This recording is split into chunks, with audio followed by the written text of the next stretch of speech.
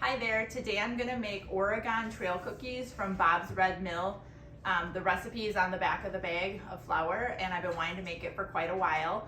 I have most of the ingredients together. I'm missing a few things, so I'm gonna substitute. All of their recipes that I've tried are very delicious, so I'm just gonna go ahead and make it and share the link right away in the comments. I'd love to hear if you make it and what you think of it. And I'll also fill you in on what substitutions I'm using.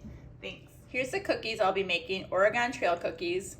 Again, from the back of a bag of Bob's Red Mill whole wheat flour. I will also share the link to the recipe.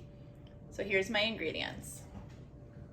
Got the whole wheat flour, oats, cinnamon, baking soda, baking powder, sea salt, butter, peanut butter, brown sugar, honey, egg, vanilla extract, almonds, pumpkin seeds, and I'm using chia seeds instead of flax seeds because I don't have any flax seeds on hand. Everything I'm using is organic. The honey is local from a local beekeeper. I'm really excited to try these cookies. They sound healthy and delicious. I pre-measured all my dry ingredients, so where I'm gonna start in the recipe is with the butter. So I've got my softened butter. I kept it out overnight. You can also soften it very, very slowly in the microwave. If you soften it too quickly, it will melt and the consistency of the cookie dough will not be good. So I keep a dry erase marker handy so I can cross off ingredients as I go. I've got my butter in there. I actually added the honey to the peanut butter. It just made it a little quicker. We'll get that in there. It's a little hard to squeeze out that honey, but that's why I use this plunger measuring cup. All right, so we've got the butter, the honey, the peanut butter. Now I'm gonna add in the brown sugar. And the recipe says after that to mix until smooth. I'm gonna turn on my stand mixer. I'm gonna start at a number 2. I always start low so that ingredients don't go flying out. So I'll start low.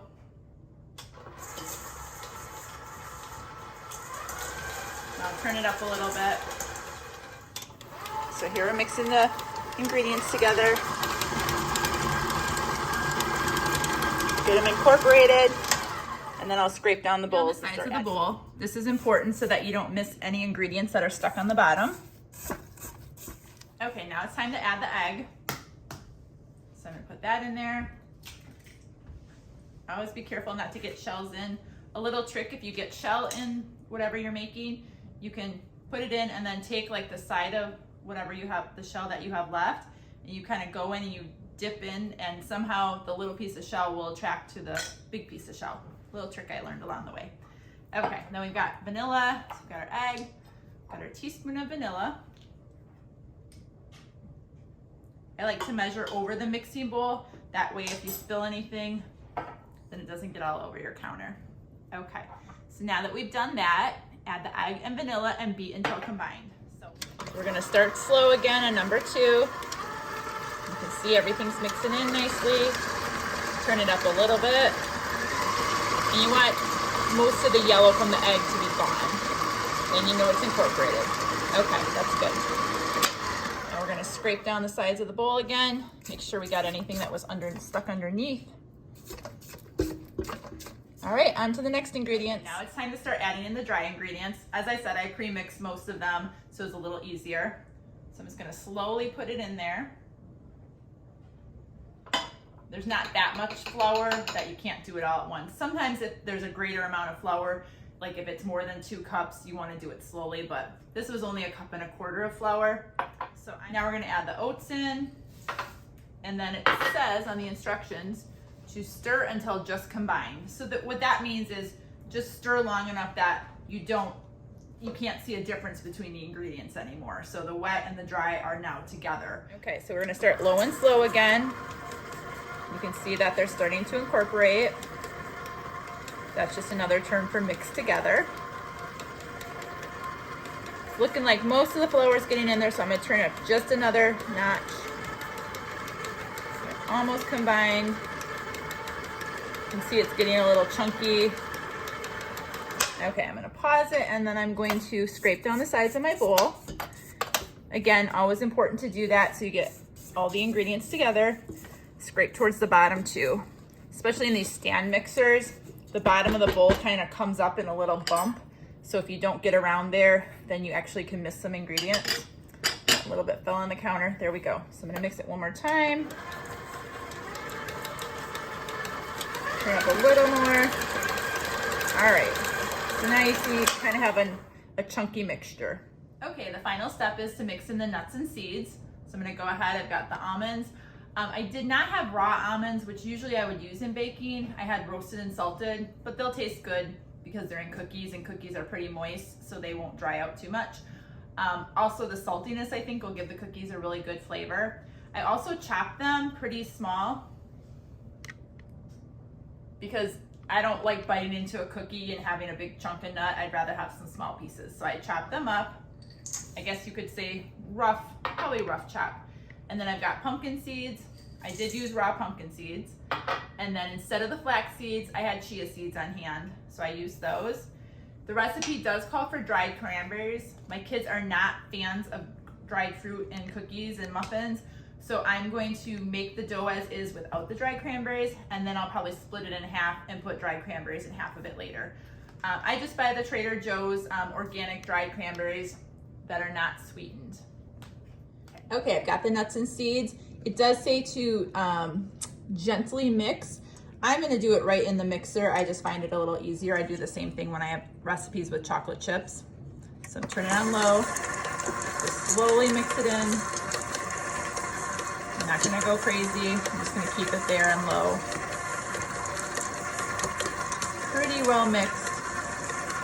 So what's gonna happen is, because everything's so loosely mixed, when I scoop the cookies, I'm going to press them into the scooper so that the nuts and seeds get stuck in the cookies a little bit better. Now I've got to remove my paddle from the stand mixer. Take that out.